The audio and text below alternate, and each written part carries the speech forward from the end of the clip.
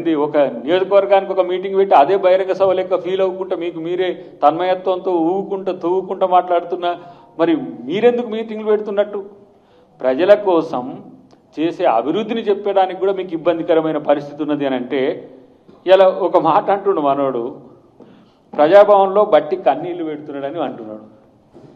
అంటే తాకట్ల మారి పంచాయతీ అన్నమాట ఇది. బట్టి గారు ఇలా బాధపడుతుండు అని అంటే కేసీఆర్ చేసిన అప్పులను చూసి. నేను మొన్ననే నల్గొండ జిల్లా ఉమ్మడి నల్గొండ జిల్లా నాయకుల మీటింగ్కి పోతే 2013 నుంచి 2026 జూన్ ఈ నెల వరకు మొత్తం బడ్జెట్ స్వరూపం అంటే కాంగ్రెస్ ప్రభుత్వం హయాం నుంచి మొదలు పెడితే జరిగే అన్నిటినీ వారు చూపించిండ్రు మాకు. ఇదంతా టేబుల్లో ఏం జరిగింది, ఎంత జరిగింది, ఎట్లా అప్పులు తెచ్చిండ్రు, రోజు నెలవారీ ఖర్చులు ఎట్లయితున్నాయి, ఇదంతా డీటెయిల్స్. ఇవన్నీ నేను ఆ రోజు రాసుకునేటానికి లేక నేను ఫోటో కొట్టిన. ఏం దొరికేనా డెఫిసిట్ రెవెన్యూ ఉండడానికి ఇలా 67,000 కోట్ల నుంచి సగటు బడ్జెట్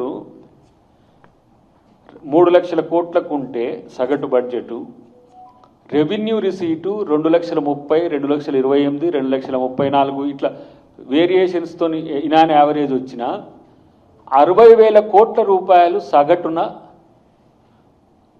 డెఫిసిట్ మనకు రెవెన్యూ రావడానికి అంటే ఆదాయం తగ్గడానికి కారణం కేసీఆర్ గారి పుణ్యమే.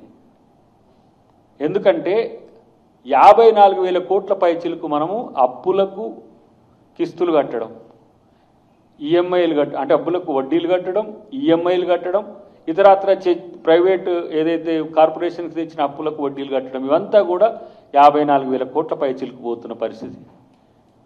ఒక పవర్ సెక్టార్లోనే ఆ రోజు 80 లక్షల కోట్ల రూపాయల అప్పులు ఉన్న పరిస్థితి డిస్కంలకు. అంటే ఇంత అప్పుల కుప్పగా 7 లక్షల కోట్ల రూపాయల పైచిలకు అప్పులు చేసి దరిద్రం మొత్తం ఇలా మీ ద్వారా వచ్చింది. దానికి బాధపడుతుండు బట్టి గారి యొక్క ప్రతి సమావేశంలో ఎవ్వరు ఎలాంటి బిల్ కోసం, ఇప్పుడు ఈ ఆర్థిక సంవత్సరంలో చేసిన బిల్ కోసం పోయినా సరే ఇగో ఇలాంటి పరిస్థితులు ఉన్నాయి, మనం ఏం చేయాలని చెప్పి ఒక నెలకు దాదాపు 4,500 కోట్ల నుంచి 6,000 కోట్ల రూపాయల వరకు డెఫిసిట్. ఒక నెలకు 6,500 కోట్ల రూపాయలు ఒక నెలకు వడ్డీ ఈఎంఐలే అవుతున్న పరిస్థితి. 18,000 కోట్ల పైచిలకు రాబడినది నెలవారీగా. మొన్న ఎవరు అంటుండగా రోజుకు ఆర్బీఐ నుంచి చేబదులు తెచ్చుకొని రాష్ట్రాన్ని నడిపిస్తున్నట్టు. మరి దీనికి కారణం ఎవరు? దీనికి కారణం కేసీఆర్ కాబట్టే కదా ఇలా మాట్లాడడానికి బయటికి రాలేక, ముఖం రాలేక, చెప్పుకోలేక ఇలా ఇంట్లో వండుకుంటున్న పరిస్థితి ఉన్నది.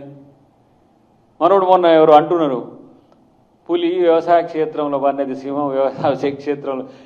నేనేమంటున్నానంటే చెప్పుకో చేతగాక బయటికి వెళ్ళి ఏం ప్రజలకు నేను చెప్పాలనే ఉద్దేశంతో ఆయన బయటికి రావట్లేడు.